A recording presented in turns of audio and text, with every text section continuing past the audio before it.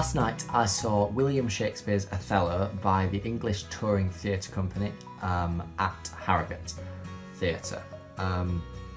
It was, well, first of all, this is the programme. Othello, I think Othello is my favourite Shakespeare. I studied it at GCSE, I think, or was it A-level? It was either GCSE or Year 12, so first year of college.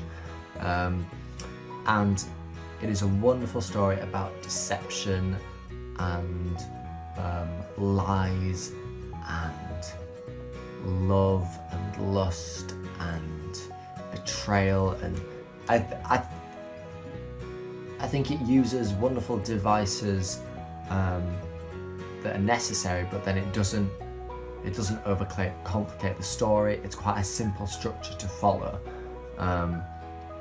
So the production that I saw was, I was very impressed with it. Their set was, there was, like the tube lights that you get. They were placed vertically on the three sides of the stage. It was a proscenium arch stage, so there was lights on three sides of the stage, with spaces in between for the actors to enter, and then like a large white square on the floor, kind of slightly raised up, maybe half a foot as well.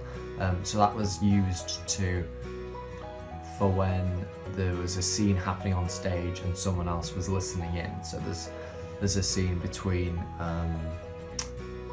there's a scene where Othello is listening in to Cassio, I believe, and it's a good way of having Othello hidden from view, but us as an audience still being able to see him.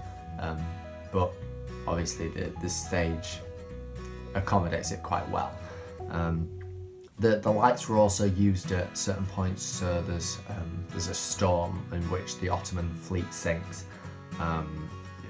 towards the beginning of the play, and so there's loud music and crashing of lightning, and then the flashes of the lights, and that was really effective. Alongside, they used it to kind of portray characters like psychological stability. So when Othello or Iago, when they were like on the brink of making quite a pivotal decision, perhaps the lights would start to like fade and come back, like pulsate, and the sound would echo this as well, to bring us into his mind, to be like, do I trust Iago? Do I trust Iago? Yes, I'm going to trust him. He's called Honest Iago. That's Honest Iago. That's what I will go for. So it was a really the set and the staging were used really effectively to tell the story. Also, the lead actor,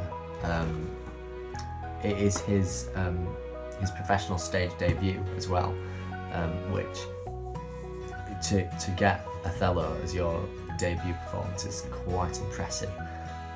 And I thought that he played it really well. Actually, he played it differently to how I perceived Othello to be played, because it was kind of like a bit of a geezer, a bit of a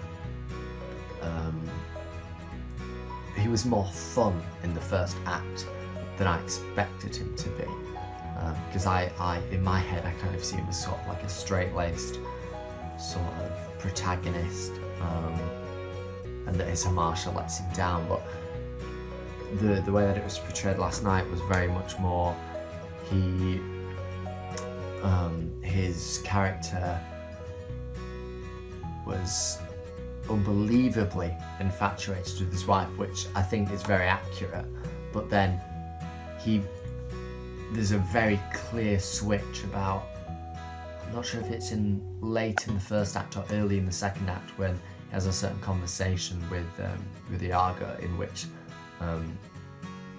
Iago says to him, "Beware of jealousy, my lord. It is the green-eyed monster that doth mock the meat it feed on," which is one of my favourite quotes. It's a wonderful quote. And then you see his switch, and then he starts to really question his wife and to be a lot more aggressive towards her, and that's when I would say that he hits her, but because in the script he hits her, but in this it was less of a it wasn't a strike, it was more of like a grapple, which I'm not sure what I thought about that. I think maybe a strike would have been more explosive, but it worked its purpose. And I also had a friend who was in it as well. It's his, I didn't think it was, but under his credits it actually does say that it's his first professional stage debut. He's done a couple of TV things, but not on stage. But he was really good as well. And there was quite a bit that was cut out of the script, but I think the story was told very well. I think Shakespeare is kind of known to, sorry Shakespeare, but it's to kind of like go on a bit. He's very wordy, and I think you can take some words away and the story is still absolutely fine. And arguably his language is beautiful and incredible, and really puts across the characters' intentions and emotions very effectively. But sometimes, because there were some, there was a school trip there which was brave. I think school trips to see Shakespeare are brave because they don't get Shakespeare early on in school. So when they take them when they're in year 9 or 10, they're like, I don't get it, I'm bored, what's going on? Why are they not talking English? I don't get it. Which is why we need to fight to basically keep theatre in the education. But that's not what this is about. But yeah, it was an excellent production. It definitely felt like it was a real journey that Othello went on, and likewise with Desdemona, because I think Desdemona can come off as a bit of a wet leaf, a bit of a, oh I love you Othello, I love you, oh no please don't kill me, please. But there was a nice fire to Desdemona, which I liked. And Rodrigo, who is meant to be kind of a comic relief in the show, was very he was in Geordie, which I didn't expect. He started talking and I was like, hang on, that's not an accent that I've heard Shakespeare in before. And then it clicked and I was like, oh, that's interesting. But then some lines were just really funny in a Geordie accent. So yeah, that's my review of Othello by the English Touring Theatre Company. They're on tour at present, which would suggest from their name, and they're going all over. They're going to Doncaster and Huddersfield and a bunch of other places as well. So I'm sure you'll be able to find yourself some tickets if you'd like to.